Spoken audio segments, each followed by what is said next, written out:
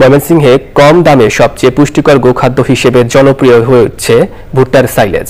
এই গোখাদ্য একদিকে যেমন গরু মোটাতাজা করছে, অন্যদিকে অধিক পরিমাণ দুধ উৎপাদনে ভূমিকা রাখছে। ময়মনসিংহ থেকে স্টাফ রিপোর্টার শেখ মহিউদ্দিন আহমেদের তথ্য, ভিডিও চিত্রে সৈয়দ অদিতের রিপোর্ট।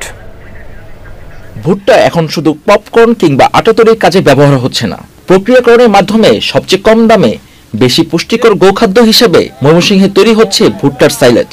ভুট্টার সাইলেজ প্রোটিন, মিনারেল ও ভিটামিন সমৃদ্ধ হওয়ায় গরু মাংস বৃদ্ধি, মোটাতাজাকরণ ও অধিক দুধ উৎপাদন সহ গরুকে রাখছে সুস্থ ও সবল। সরকারিভাবে আমাদের যারা কর্মকর্তা আছেন তারা আমাদের একটু দেখভাল করেন, তাহলে এটা আমরা অনেক দূরে এগিয়ে নিয়ে যেতে পারবো। তাই আমি চাই যে নিজেকে একজন উদ্যোক্তা হিসেবে গড়ে তোলার জন্য, কারণ এই দেশের সম্পদ হিসেবে নিজেকে ব্যবহার করার জন্য। ভুট্টার সাইলেজ সম্ভাবনাময় গোখাদ্য হওয়ায় এটি উৎপাদনের আগ্রহ বেড়েছে শিক্ষিত বেকার যুবকদের। দুধ 1 সের দেয়, এই ভুট্টাটা কামাইলে এই গাভীর দুধ 2 সের দেয়। যখন দানাদার খাবার পরিবেশন করি তো অনেক আমার উৎপাদন খরচ বেড়ে যাচ্ছিল। আসলে সাইলেজটা হচ্ছে এটা ভুট্টা দিয়ে তৈরি করা স্বল্প মূল্যে অধিক পুষ্টিকর একটি দানাদার খাদ্য। পশুদের খাদ্যের তালিকায় সাইলেজ এখন বর্তমান বাজারে সবচেয়ে চাহিদা বেশি।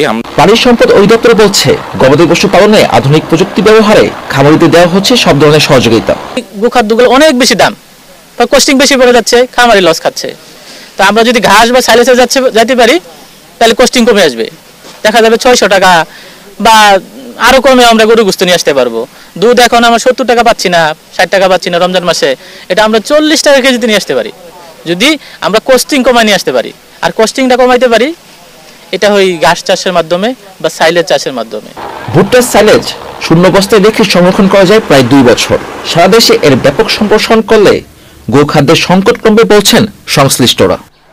সৈয়দ অদিত, চ্যানেল আই।